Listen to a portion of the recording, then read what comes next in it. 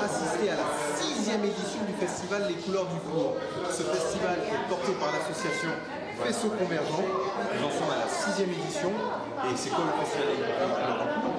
Le festival Les Couleurs du Cours, c'est un festival sur la diversité plurielle, la pluralité, que ce soit le handicap, que ce soit le genre, ou que ce soit l'ethnicité ou le social. Et cette année, nous avons comme président du jury, c'est l'ami. Alors les amis, cette année, nous avons comme parrain Daniel Kichena. Daniel Kichena est un réalisateur guadeloupéen qui a réalisé le film sensationnel qui s'appelle Nombre en créole, qui veut dire les hommes. Et en plus de ça, la présidente du jury n'est autre que C'est la vie. C'est la vie, vous la connaissez, c'est la comédienne et première humoriste de du Cameroun. Elle est accompagnée dans son jury par un réalisateur qui fait beaucoup de réalisations autour de la diversité, qui s'appelle Jean-Marie Villeneuve. Et bien évidemment, le dernier membre du jury, vous le connaissez tous, c'est Silvio Méranville. Il a créé le Festival des Abolitions. Et d'ailleurs, pour la petite anecdote, sans Silvio Méranville, il n'y aurait pas eu le Festival des Couleurs du Cours. C'est grâce à lui si aujourd'hui nous arrivons à la 6e édition. Donc un grand big up à Silvio et à Fort Arts. Alors quel était l'objectif cette année du festival Faisceau? L'objectif du festival n'a pas du tout changé les amis. Le Festival des Couleurs du Cours, c'est toujours la diversité, mais nous tenons à recevoir des films de qualité et des films pour lesquels on traite de façon positive les personnes issues de toutes les diversités.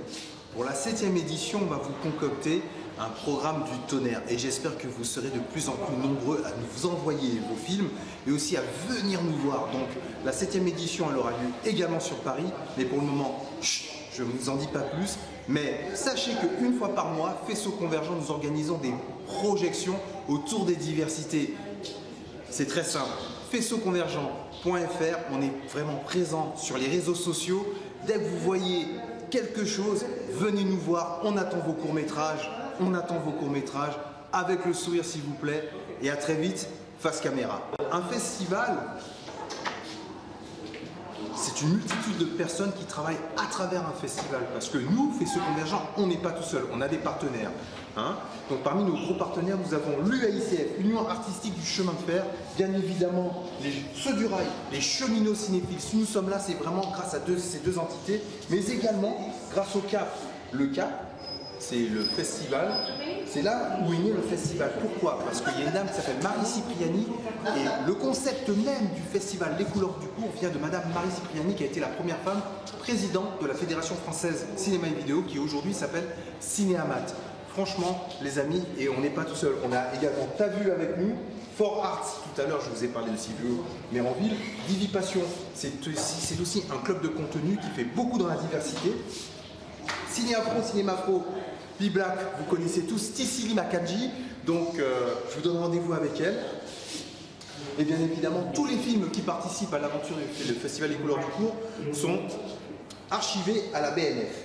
Voilà, quoi dire de plus? N'hésitez pas à nous envoyer un mail à faisceau.convergent@gmail.com et on vous répondra. Donc à très vite, à tous les deux, et on est ensemble. Ubuntu. Bonjour, et Yol TV se trouve en présence de Ethel Basile Ngé Ebel. Gangé Ebel. Voilà. Donc créateur du festival Panafrica à Cannes. Un festival qui est également une certaine notoriété de nos jours, puisque il y a le grand festival de Cannes, mais il y a également le festival Panafrica qui remet également des prix. Alors,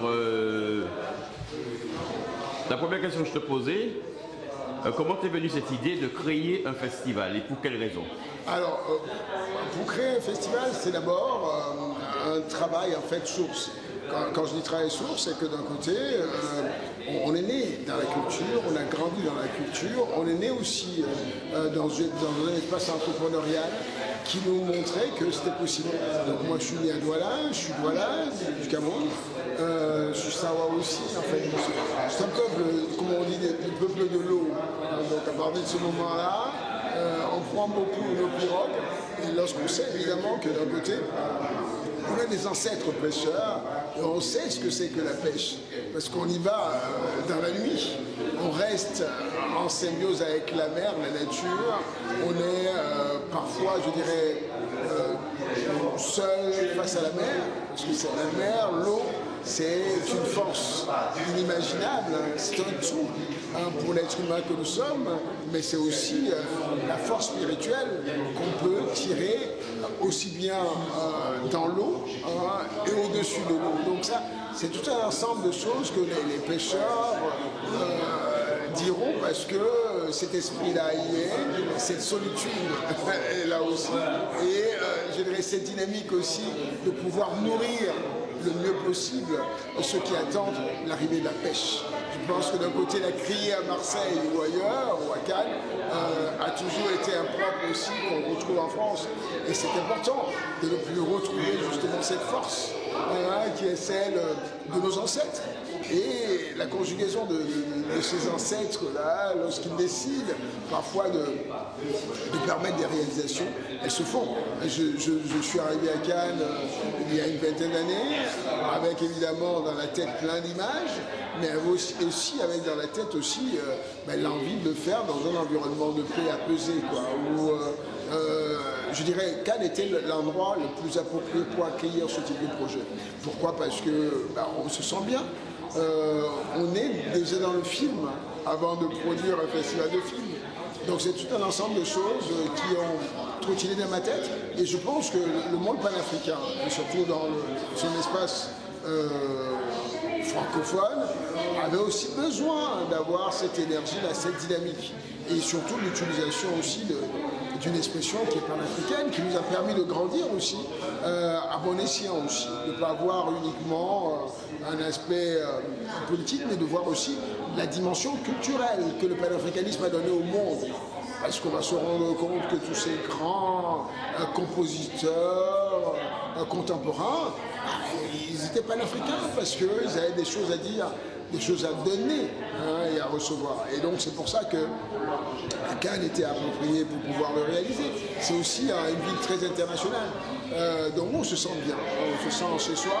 Et les Cannois m'ont aussi très très bien accueilli. Donc tout ça fait que l'amour qu'on reçoit lorsque dans un espace nous donne des ailes en fait finalement, nous donne des ailes. Je pense que je ne m'attendais pas forcément d'être aussi bien accueilli dans cet espace-là, dans cet environnement, mais c'est aussi la posture qu'on peut avoir, la manière d'être aussi qu'on a aussi, l'envie aussi de servir les autres, de générer aussi des choses qui permettent aux gens de se retrouver.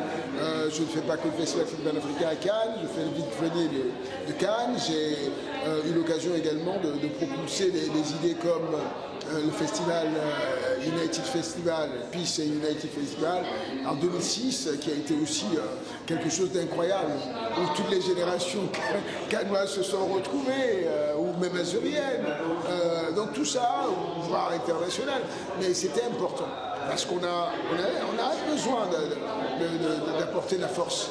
Et cette force-là, on va aussi la donner à d'autres qui ont aussi des entreprises à réaliser. On est là aussi, on accompagne toujours beaucoup de projets, des choses incroyables, irréalisables pour les autres, mais qu'on peut aussi donner la force. Parce que quand on l'a naturellement, lorsqu'on est créateur, on crée la vie. On est là pour impulser la vie. Et c'est ça le Festival international du film africain. C'est un moment inoubliable.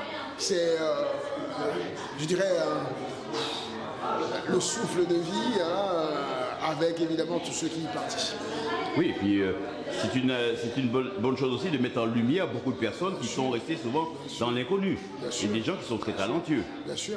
Oui, on parlait tout à l'heure de notre ami Patrick Gosselin, oui, qui a été primé encore chez nous cette année. Mais ce qui fait est extraordinaire, incroyable. Comment est-ce qu'on peut faire des films historiques avec autant de beauté, quoi. Et cette mise en scène permanente qu'on retrouve dans ces films, c'est des docu-fictions qui sont même plus proches évidemment de la fiction que du réel, mais ce réel est présent parce que ces histoires-là sont des histoires tellement lourdes et que parfois il faut apporter justement cette dimension de créativité qui diffère et qui change tout en fait. En effet. Il y a eu une jeune réalisatrice, Mélissande Monacus, également, qui a la peau chapée du Rentros Festival, qui a obtenu un prix. Et vraiment, c'est un film qui va passer la semaine prochaine au Sénat. Au Sénat, oui, voilà. Tout à fait. Ben, en tout cas, on a cette énergie d'avoir toujours, pas privilégié, mais surtout, on s'est beaucoup appuyé sur les nouvelles générations de réalisateurs, parce que c'est aussi d'abord par rapport à eux que ce festival est né, parce que ce sont eux qui ont eu besoin de ce festival-là.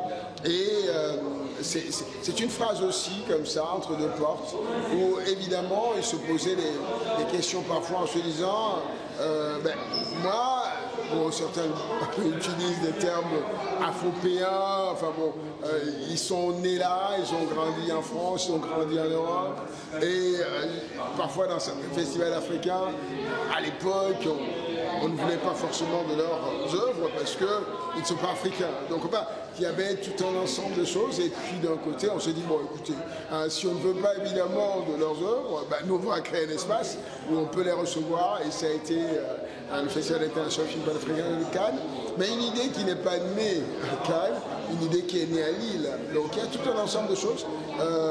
Cette combinaison, cinéma musique, parce que j'ai travaillé beaucoup sur la musique, je fais partie de cette génération des radios libres, ça favorise également cette dynamique entrepreneuriale culturelle, et j'ai toujours rêvé de faire un festival, un événement qui pourrait rassembler toutes les cultures, toutes les formes d'art en fait finalement. Et quoi de plus simple que d'avoir un festival de films, dans la mesure où le cinéma conjugue tout ça en fait. Il y a de la musique dans le cinéma, il y a de la photo dans le cinéma, enfin il y a tout un ensemble de choses sur lesquelles on peut s'appuyer et être à l'aise, parce que c'est d'abord quelque chose qui a été rêvé.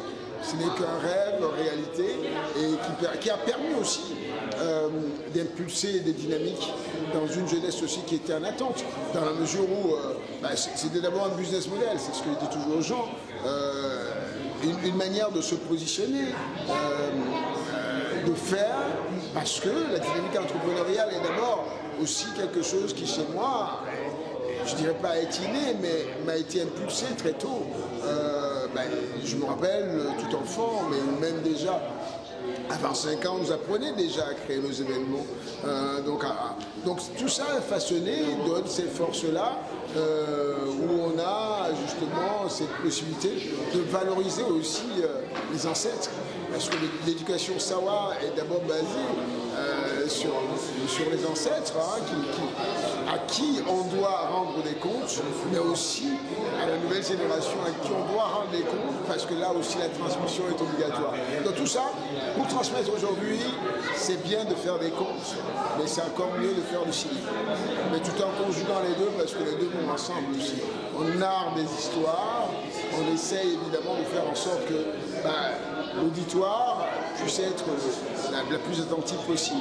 Donc c'est ça le Festival panafricain, c'est tout simplement un bain de jouvence cinématographique à Cannes pendant 5 jours du 22 au 26 octobre prochain, donc 2025, donc à l'espace Miramar. Puis on a aussi une excellente soirée de gala, donc à vivre, donc un dîner de gala qui se déroule au Martinez et qui est logiquement notre source de financement aussi complémentaire. Alors, avant pour se présenter dans ce festival, parce que là c'est au mois d'octobre, il y a clôturé là. Non, on est encore en train de recevoir des films, de récolter ces belles œuvres, et ceci jusqu'au 30 avril. Donc les réalisateurs, les producteurs ont encore aujourd'hui, on va dire 2 mois ou presque, donc pour pouvoir évidemment inscrire leur film. Pour le faire, c'est simple, il faut aller sur notre site internet qui est donc www.fifp.fr. D'accord. Alors, dans ce genre de festival, on peut présenter quoi comme style de film? Des documentaires, des films, la fiction Non mais en fait, comme je le disais tout à l'heure, c'est que on n'a pas besoin de se limiter.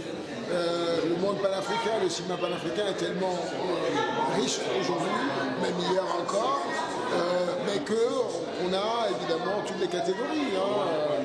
Fiction, long cours, moyen, documentaire, long cours, moyen, enfin, tout est représenté. L'animation, l'expérimentation, tout ce qui nous permet justement de pouvoir montrer la créativité du monde panafricain à travers l'image. Donc c'est tout y est. Eh bien, je te remercie. Je te souhaite un excellent festival. Et j'espère que j'aurai l'occasion de présenter de mes films. Voilà. C'était un grand plaisir et c'est moi qui te remercie et surtout de m'avoir accordé cet instant, cette possibilité de m'exprimer et de présenter cette belle entreprise que je qualifie d'ailleurs l'une des meilleures entreprises du XXIe siècle. Je te remercie. Merci beaucoup. Force.